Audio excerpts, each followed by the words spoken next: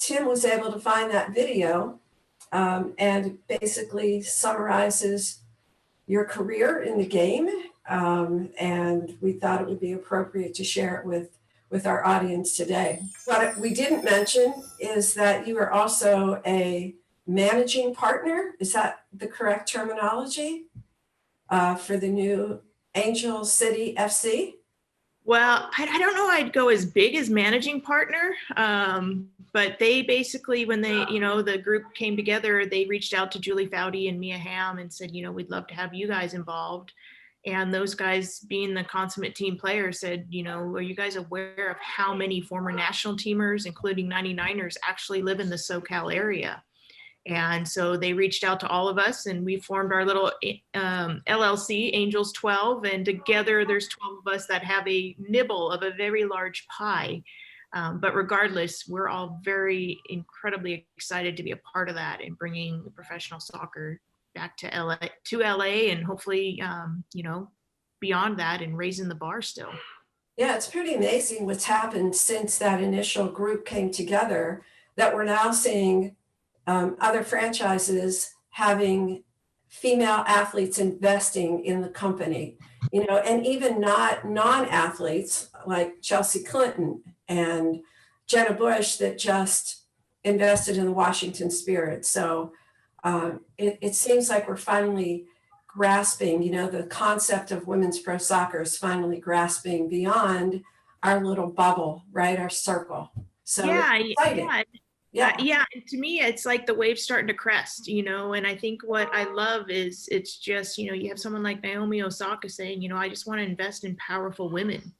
And, like you said, Chelsea Clinton and Jenna Bush Hager coming on board. It's just finally people really stepping up and supporting what is just, I talk about it all the time. I was incredibly blessed to have the career that I had. And now I'm also executive director for a youth club. And that's because it's important to give back to the game, to help the game continue to grow, because it did afford me so much, from a college education to life lessons to traveling the world, playing with the most incredible women that are now sisters. So it's important to keep growing the game, and it's exciting to see high profile people stepping up and supporting it as well. And it's very promising for the future. Yeah, it's pretty awesome. I mean, we've known each other from probably when you were a young kid at Portland, right? Those skinny legs you showed. Yeah.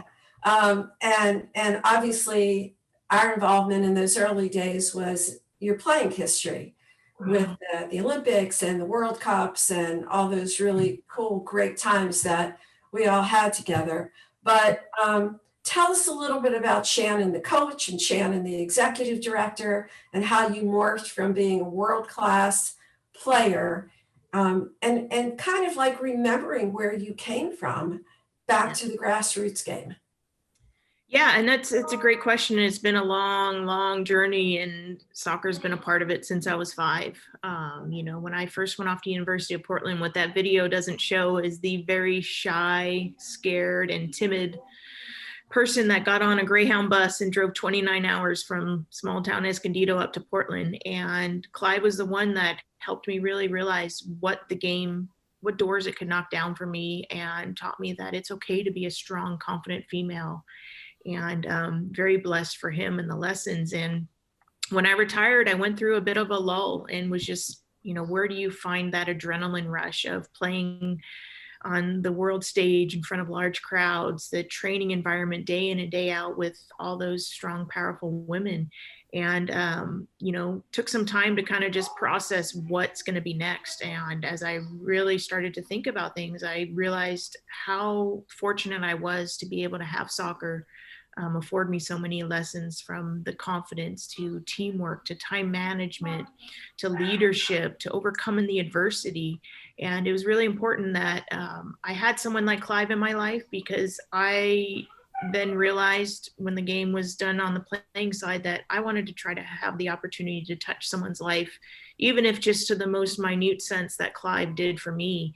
And so I went and decided that it was, time to coach and give back to the game.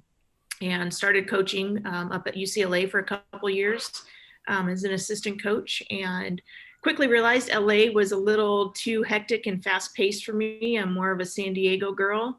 And out of the blue, someone from the Mar Carmel Valley Sharks called and said, we'd love for you to come down and be the director of coaching for us. And as most, I'm sure, on this panel and call know, the youth game can be a bit much. And I said, absolutely not. I am avoiding the youth game. It has become too political, too big business. I want to be about teaching athletes that, want to learn.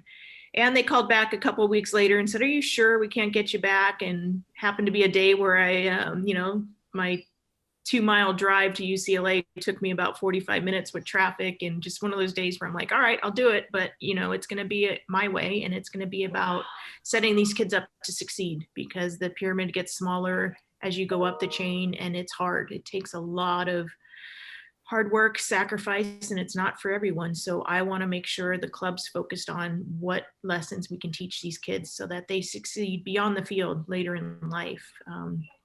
I think there's no secret that executives are looking to hire athletes because they have tools that are needed to succeed at top levels and through the stress and adversity of the workplace. So I hung up with them and thought that'll be the end of that. And they called back within a couple hours and said, okay, come down. So I came back down to San Diego and started with the Sharks just as the director of competitive for girls. We had about probably 15 or so semi-competitive girls teams, and just got to work into empowering the girls. And 2 years later, they asked if I would take over the boys side and become director of coaching as a whole. And they said that, and then the next breath they said, but can a female do that? And I said, absolutely. It's the game, and it's how you treat people and empower your coaches, and it trickles down. So absolutely. And so within a few years, it kind of morphed into director of girls coaching to director of coaching. We also have a huge recreational program within the Sharks, which I'm incredibly proud of, because we have players from 5 to 18.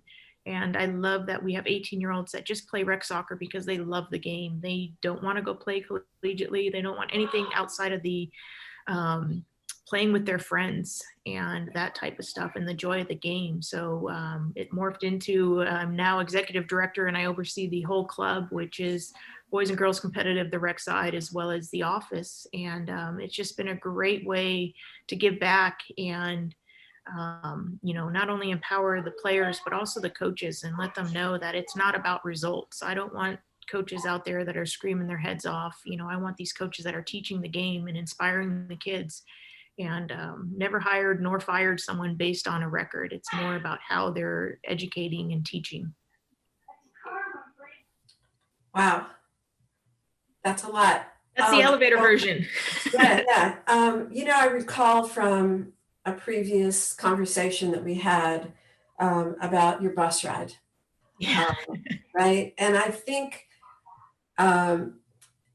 if you're not opposed, I think it would be interesting for our attendees to understand that you did not come from an entitled family, and that nobody bought your way to the U.S. national team or to Portland. Tell us a little bit about what it was like for you and your pathway.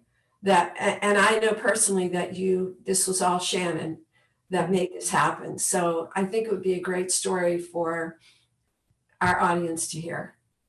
Yeah. So like I said, I started playing rec soccer when I was 5. I loved just being with my teammates and, figuring out which parent had snack and, oh yeah, so-and-so is bringing snack. It's going to be a good day for that halftime snack and post game. And that's what the game was about for me. And probably when I got to high school age, I started to make the ODP program here in Cal South, but couldn't afford the program. So I wasn't able to do that. So my club team was a group of us that had been together for numerous years, and we just committed to being the best that we could be. And my junior year, we won Far West Regionals. We won State Cup, Far West Regionals, went all the way to the national championship and lost in overtime at the national championship. And that was where I first started being recruited and was at the Far West Region tournament. And, I tell all my athletes right now, don't go to school based on the financial side of it. Go where if soccer's taken away, you'll still want to be there and be able to be a good human. But for me, I knew if I was going to go to college, soccer was going to have to pay the way. And I was fortunate enough that I had everyone promising me the world. You know, we're going to pay for soccer. You're going to come here. You're going to start. You're going to score all these goals. You're going to get on the national team. And, you know, I was 16 at the time. I was 17 when I actually went off to Portland, and, you know, 16-year-old kid from Escondido. I'm like, wow, this is amazing.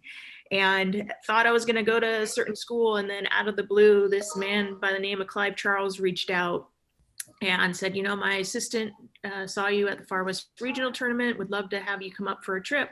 This is back in the day when you actually took all of your official visits. And I thought, sure, you know, I haven't been up to Portland. I'll take a free trip up there. And went up there, and Clive pretty much ignored me what felt like the entire weekend. And, you know, just had me around the team. And right before he took me back to the airport, I remember he sat me down and he said, all right, you know, we've watched you interact with the team. We've talked to some of the team, and we think you'd be a good fit up here. And me being the 16-year-old kid who's, you know, had the world promised to her, I'm like, okay, well, that's great, but am I gonna play? Am I gonna start? And he just shrugged his shoulders and said, I don't know. And so by this point, you know, I was like looking around, where's the candid camera? You know, is this guy for real? And I'm like, well, you're the coach, right? And Clive shook his head and he said, yeah, I'm the coach. And I'm like, so will I play? And he's like, look, I can't promise you that. I can't promise you that you're gonna do X, Y, or Z. He said, all I can promise you is that you will have an opportunity, and it's going to be up to you as to what you do with that opportunity. He said, you know, I can't promise that you'll start and play every game because that's not fair. You have to come in and earn it, but you will be given a fair opportunity just like everybody else. And in that moment, it still to this day gives me the chills. I just felt everything just disappear, and I bit my tongue from saying, where do I sign? I'm in. It's something that just resonated with me. And he said, we know you're looking for a home. We really feel like this could be your home. And I left that office just feeling like this is my home. This is where I'm meant to be. And, you know, as Wax said, I didn't have a very well-off family. And I found myself summer before freshman year up at Portland in preseason. I think I was about a month out from it and sitting there trying to figure out how in the world I was going to get to Portland. And I saw a Greyhound bus commercial, and it was $59 one way. And I remember counting my money and had about $200 left from graduation presents, and got on the phone and got a one-way bus ticket from downtown San Diego, Escondido. I had a backpack, a steamer trunk that I bought at Target, and the box that the steamer trunk came in, and hopped on a bus, and 29 hours stopping in every bus stop from Escondido to Portland. And got up there to Portland and just started. You know, I know if you talk to any former teammates, they can tell you I cried a lot. I never had a lot of confidence, and Clive really helped me pick my head up, be able to look people in the eye, and really started to help me see that beyond the field, there's so much that can help you as a person. And he really just was a father figure to me. And had a lot of incredible teammates that really just helped me along the way and helped set me up to be ready for not just the national team, but the adversity and the hard work and sacrifices that would come along to be a part and be able to exist within that realm and that team for a solid 12 years. Yeah, that's an amazing story. I was obviously very humbled the first time I heard that. I wish kids could hear your story. I wish so many kids could just hear how difficult it was for you. And that kind of leads me into the next question.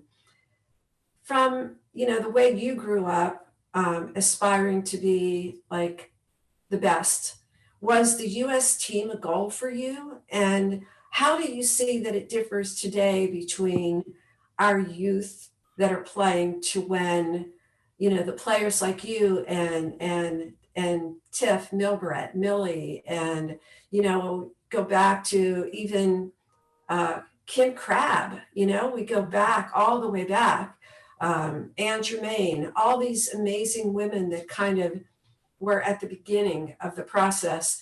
And then here I am watching the She Believes Cup on a major network, right? That just in a 20-year period, so much has changed. Yeah, and I'll be honest, I grew up just glued to the TV whenever the Olympics were on. And I always just had a dream of playing in the Olympics. Obviously, well and long before Olympics even had women's soccer as a sport.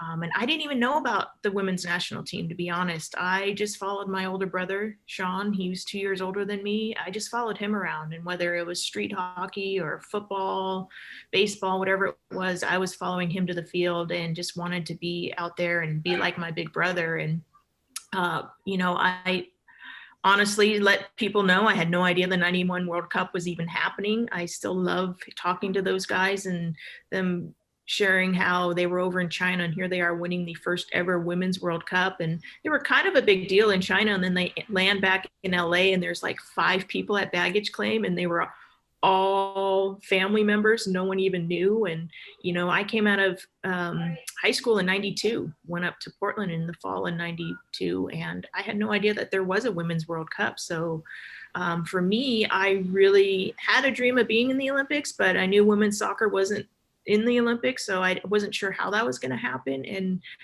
really just thought that soccer was going to be a vehicle to help me get an education.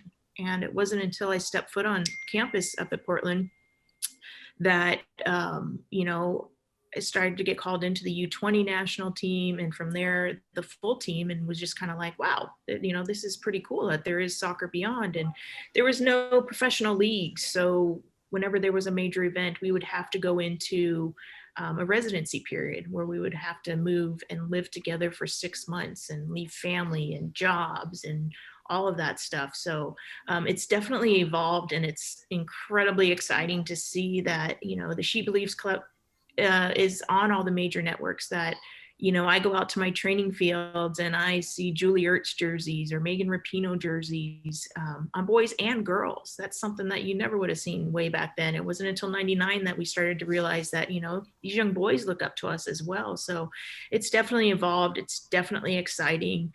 And as we talked about, I think all the support of these big names coming out and supporting the NWSL is exciting because it's been building. It feels like, we take a couple steps forward and double that steps backwards, but it's nice to see that it's come this far.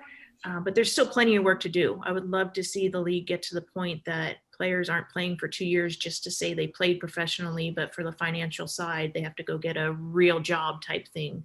Would love to see, that these players can play and have considerable careers because, the league itself opens so many doors. You think of someone like a Shannon Box. Without the WSA, the original women's league, she might not have gotten onto the national team. She'd been in and out of national team camps, but kind of never really found her footing. But then she's in this pro environment with the WSA and just crushes it and builds that confidence, and then is, brought back into the national team pool, and she has the career that she has. So everybody's journey is different, like mine. I didn't do ODP and sat on a Greyhound bus, wide-eyed and scared of the world, and found my way. So everybody's journey is different. And whether it's through the league and just playing professionally, or through the league and finding their path onto the national team, the more opportunity there is, the more strong, confident, kicking butt females we can create.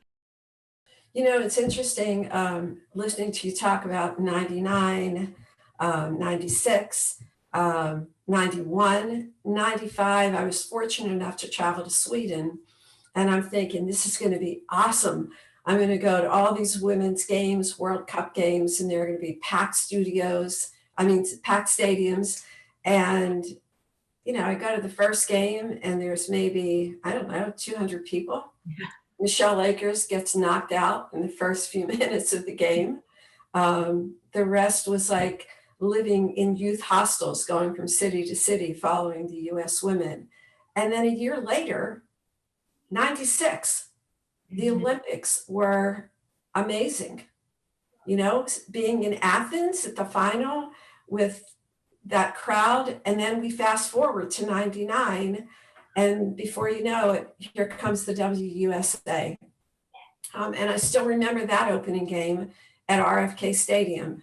And when all of you came in, I, at the time, was working for the Freedom, and we hosted the opening game. And it was it was like a month of trying to make this whole thing happen with all the pomp and circumstance and the parachutists, and it was a special time. The WUSA, I believe, really helped launch women's pro soccer in this country, but it also served as a vehicle for the international players. Mhm. You know, can you talk a little bit about what that league did for soccer around the world for women? Yeah, and that's such a great point. I think, the US dominance was predicated on the fact that since I was 5, I played soccer and no one said, no, you can't play, or, females don't do that. And so we grew up in that environment thanks to Title IX, that we could have sports and we could, be collegiate athletes and beyond. And, one of my favorite stories to come out of the WSA is that, we had allocated internationals and we had a couple of the Chinese players. And one of our players, her name was Fan, and she was, one of the top defenders for the Chinese team. And, it was great for us to get to learn more of the culture of all these players. And talking to her and Ouying, they said they weren't allowed to start playing until they were 12.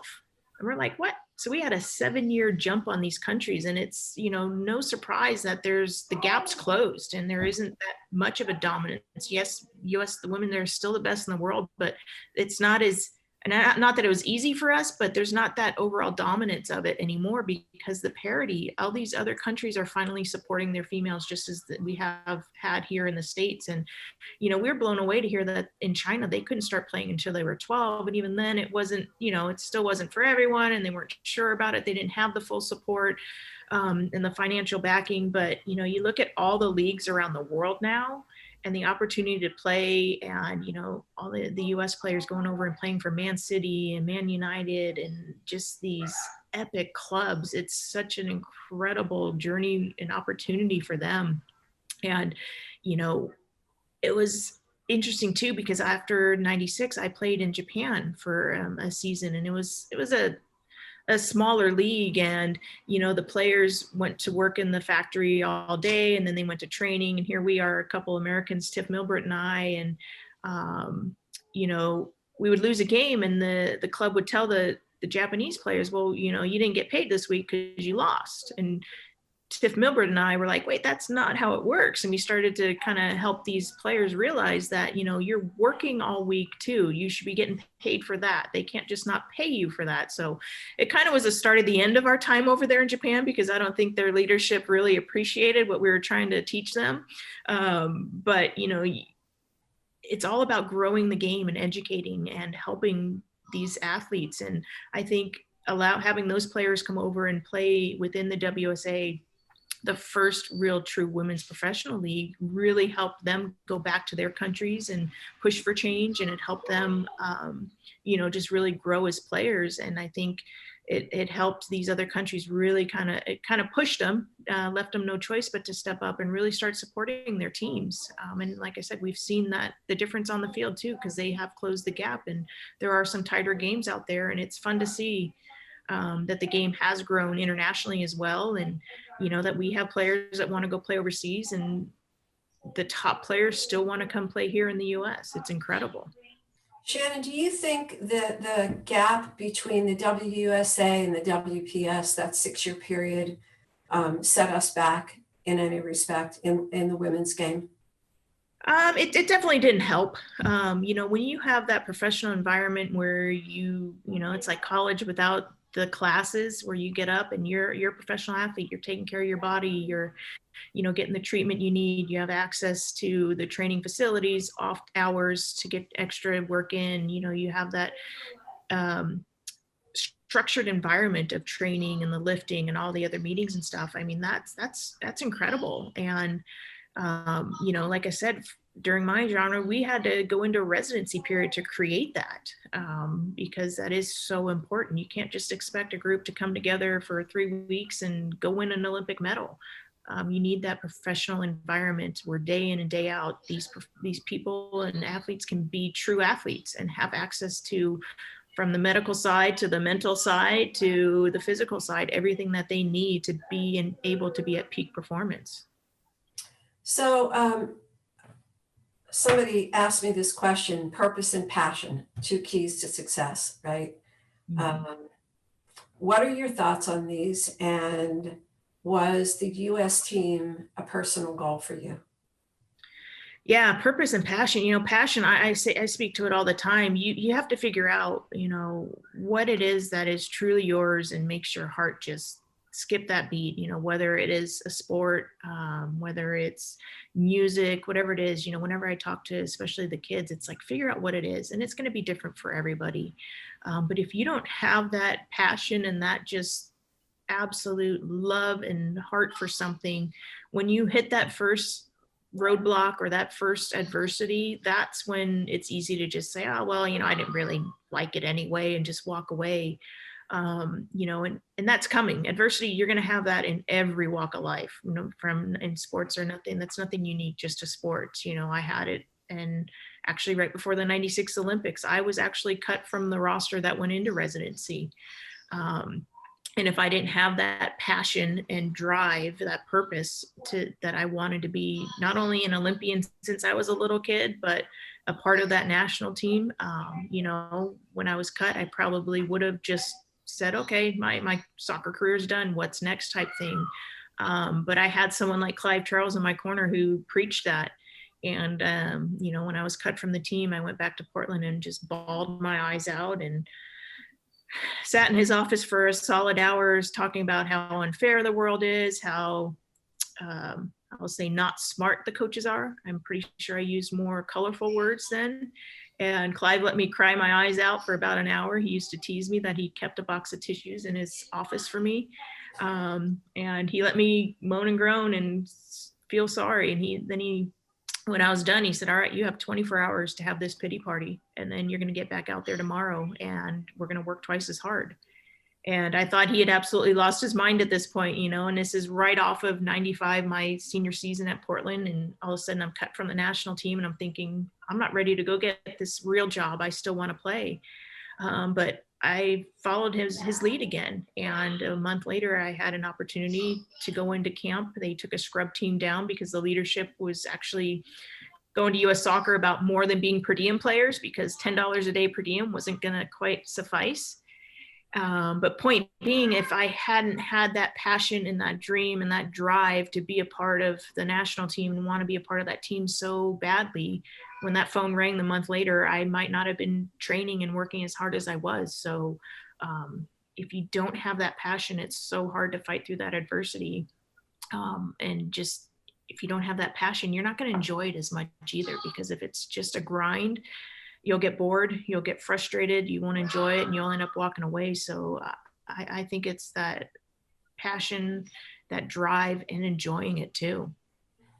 Are there any decisions that you've made in the game that you would change? And if so, what would that be? We're going deep, Wax. I honestly don't know that I would change anything, because I think every decision, every adversity, every accolade, everything has helped shape me into who I am.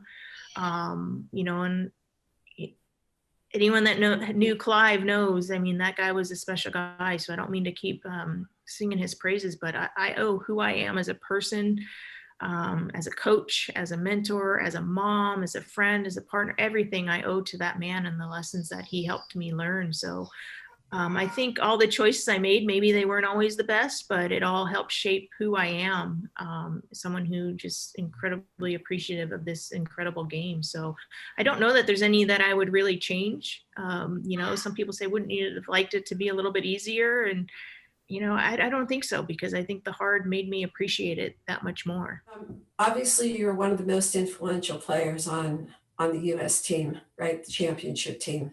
I don't know about that, but I'll let you go with that. I think that goal back in the quarterfinal game against Germany,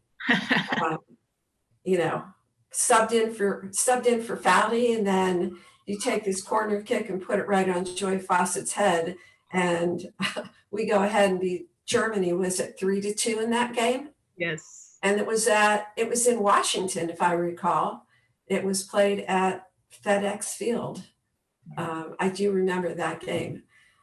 So I think you've had a bit of an influence on the U.S. women's team. Come on, Mac, you're being humbled again. You're hired. Thank you. Yeah. What went through your mind when you took that kick? I mean, how do you prepare yourself for a moment like that?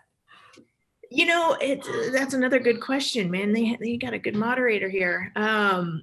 Your roles are going to change too throughout everything. And I think, in 96, I was cut and then I fight my way back in. I'm a starter. I started all the games, but the one when we changed something tactically and went from being a forward to a midfielder. And then all of a sudden we flash forward to 99 and I was coming off the bench. And a couple games in, started being called the super sub, and all the media were saying, are you telling coach you should be a starter, this, that, or the other? And for me, it's just about embracing whatever your role is, and it's going to change. And that team was so important to me, and I worked so hard to be a part of it that I knew whether I was coming off the bench or starting that, I could be effective. And in that game, ironically enough, throughout the game, I kept seeing that Joy was wide open on that near post. And at halftime, I tried to say something, but there's so much going on, and I just kept seeing her there. And I was like, Joy, you're so open on the near post. Tell him to find you. And she's like, yeah, Mac, I know. So then all of a sudden, I'm getting subbed in, and Milbert was actually lining up to take the corner. And I'd seen that Joy was on, and I love taking corner kicks. I love driving that ball in. And as I'm running on the field, Milbert actually saw, and she kind of waved me over. I was going to let her take it, but she waved me over, and I'm like, okay, phew. And I just knew, I didn't even look. I just knew I just had to get in that general area, and that Joy was going to be there. And Joy for me was, and still to this day, is one of my dearest friends. And so to know that, I could have the potential to link up with her in such an important game was just like, I think I head faked Brandy getting by her to celebrate to get to Joy. Because she just, freaking put that thing away. And it was, not a bad first touch, but it's the mental side of it. I was prepared. I was ready. I knew, I'd taken that corner kick a gazillion times, and I knew Joy was going to be open. So I just had to get it in her general area. But, a lot of that comes from too, we did a lot of work on the mental side with the sports psychologist about going from being a flashlight into the laser beam. And on world events like that, making sure none of us were stressing over, our brothers or families and whomever needed tickets, that we were focused on our goal and what we needed to do. And that, being on the bench, I was dialed into that game the entire time. Sometimes I felt emotionally like I'd played a full game, even if I only played a half, because you're bought in and you're feeling everything that the team is. So to be able to come in and then execute on that is still one of my favorite moments, especially because it was with Joy. Yeah, the laser beam sounds like straight from Dr. Colleen Hacker. That's a hackerism for sure. I remember she told a story once at a seminar that Christine Lilly, I guess Colleen told people that if you make a mistake, go park it in the garage and then come back to it later. And She said, Christine Lilly said, well, what if the garage is full? Good point. So here you are now. You've evolved from a collegiate player, a youth player, collegiate player, highest level in the world as a champion, World Cup champion, Olympic gold medalist, etc. And now you're back with the youth as an executive director. Mm-hmm. I think there are a number of you that have played at that level that are now giving back to the youth. I know Tiff Milbret is down in Florida, right? She's actually back in Portland and just joined on with the University of Portland staff. She did, okay. Yeah, I know she was down there. She was down at Tampa Bay. Mm-hmm. And Kim Crabb gives so much to her inner city kids in, I believe, North Carolina.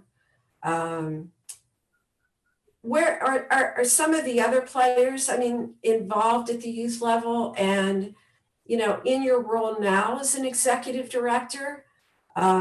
Can you share some of the challenges that you deal with, like with staff and retention? How much time do we have? The challenges, that's a whole other conversation there, Wax. Well, I do know that Joy Fawcett does a school program that involves soccer for at-risk youth, I would say. So just she works within the schools and brings soccer to them just to try to help these kids realize that there isn't a potential outlet, and just try to really empower them that if it's not soccer, find something that could be, your outlet and your release valve type thing. So Joy's still heavily involved in that. And I will say my son is a rec player, and I coached him a couple years, and people were just like, all the families were like, oh my gosh, I can't believe you're coaching. Like, I don't know what they expected, but I was probably the most relaxed coach they've ever had. And it turns out he's, really not even into soccer. And people are like, are you just devastated? And I'm like, I just want my son to be healthy, and I know what sports can afford.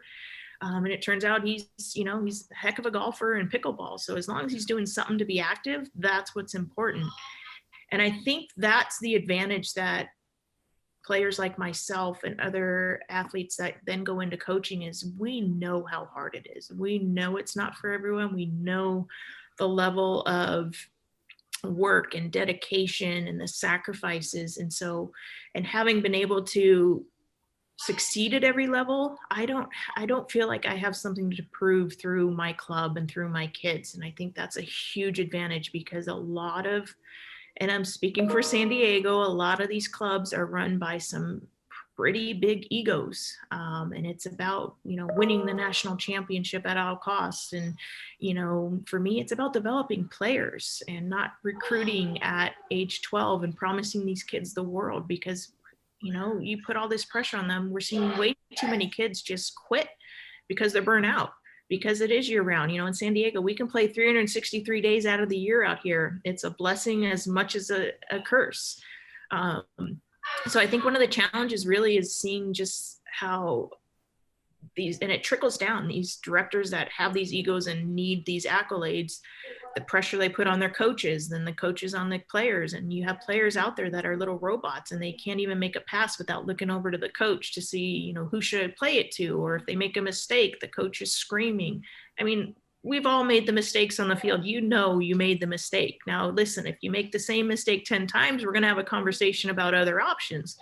But I want players that are confident to make the mistakes, and I want to see how they respond to those. Do they put their head down and now we're playing down a player for 2 minutes, or, do they ramp it up and try to get the ball back? So it's a huge frustration for me, is just seeing the pressure that's put on these young kids. I didn't commit to just soccer until my junior year, and I know the game's evolved and it's different than it was back then. But we've evolved to a point that there's way too much pressure on the coaches and the kids. So I try to really just surround myself with coaches that I know and trust. I don't stand over their shoulders critiquing them, because I don't want them doing that to the players. I want to have people that I trust or know the game, can teach the game, and can share the passion and love of the game. Because the same thing with my son. I just want him to enjoy soccer, and he didn't as a player. But that's okay. It's not for everyone. But what can we help these kids just really have these tools? Because you think of the social media and all that stuff, there's extra pressure on these kids these days, and they need these tools to be able to just even survive. So it is a big, I think that is definitely an advantage for me. Is I could care less about national championships or anything like that. I was blessed to have the career I had, and I'm not trying to live vicariously through my club nor my teams. It's just about developing players and good human beings. I think there's this evolution of all these new leagues that are coming on board now, right? We see it on the girls' side, we see it on the boys' side, and it's all focused on the elite level player. Yep. It seems that today all we talk about is ECNL, Girls Academy, MLS Next, Yep. ECNL Boys, CCL. I mean, and the player pool obviously becomes diluted, right? So clubs are now trying to find ways to sustain themselves, versus think about that 2/3 of your membership, if not more, that are not elite level players. What are we providing to those kids as our role as an executive director? There's so much emphasis on the elite level player that it basically drives the direction of youth soccer clubs today? 100%. It's become such big business, and the alphabet soup of all the leagues and all this. It's a lot, you know. And I think that's, for me with the Sharks, we have a massive rec program, and one of the things I love is that we have Division I rec players, and those are our seniors in high school.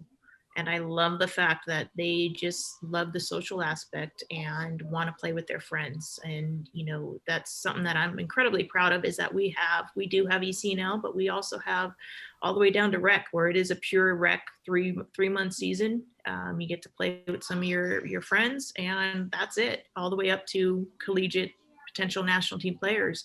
But I really think that that's from the leadership too. What is the focus and the mission of your club? Is it to find that one diamond in the rough at whatever cost? Because in the meantime, you're running over players and you're burning players out. And you don't need to be recruiting players. There's enough youth players out there. You don't need to be recruiting 10, 11, 12-year-olds. But you have some of these families that they dream of, their parents, they want to have the next Julie Ertz or whomever, and they are going to drive their kid an hour for, an hour to 2 hours for an hour and a half practice. And it's just, I see it, and it's no wonder we are losing so many kids. But it has become big business, especially here in Southern California, where we can go year round. It's directors just trying to get rich off of it and promise the world, we can get your kid in college and we can do this and that. And, it goes back to what Clive said. We can't make those promises. We can say, hey, we're going to give you every opportunity to showcase and potentially earn it. But I can't, as a director, promise anything like that. That's just asinine and just telling people what they want to hear versus being real. Right. So we're going to wrap this up soon. I know we have a little time. I would love some of our attendees to put some questions forth. We don't always get this opportunity to have you speak to us and share everything. But if there's anything that you would leave us with, from your role as not only a player, but as an executive director, what are your thoughts? What would that be? Well, first I have to say hi to Ozzy, because I saw her pop up in the panel. I can't type and talk. I'm not that good. I think my biggest thing would just be do everything you can to give the game back to the kids. It's not about us as coaches. It shouldn't be about us as directors or administrators or anything like that. I think especially after the year we've had with a pandemic and being in lockdown, I think more than ever, not only is it shown that teachers don't get paid enough, the value and role they play in our kids' lives, but as coaches, we have that opportunity to be a teacher, and you have that opportunity to truly have a positive as well as a negative impact on players. And what are you going to do with that opportunity? I had a high school coach that told me I'd never last 1 week in Division I soccer. And I remember calling Clive, because I'd already committed. I'm like, Clive, he said, I'm never going to last. What do I do? And can I quit? Is it going to affect me at Portland? And Clive said, absolutely not. You take care of you first and foremost. So how can we give the game back to the kids and really just let soccer, whether it's going to be their roadmap to college or beyond, that special elite player, to what life lessons, how can we set these kids up to have the confidence in life, the time management, the tools to overcome the adversity, and just really be solid people. And like I said, it can be an outlet. For me, whenever I stepped onto that field, it didn't matter what had happened at home. If I had a bad test or anything like that, that 2 hours of training was my time. It was my release. And I think we've seen that, like I said, more than ever over this past year, that these kids need something to be an outlet and something to be a release for them. So let soccer be that for them, if that's all it will be, because that's incredibly helpful and powerful and much needed.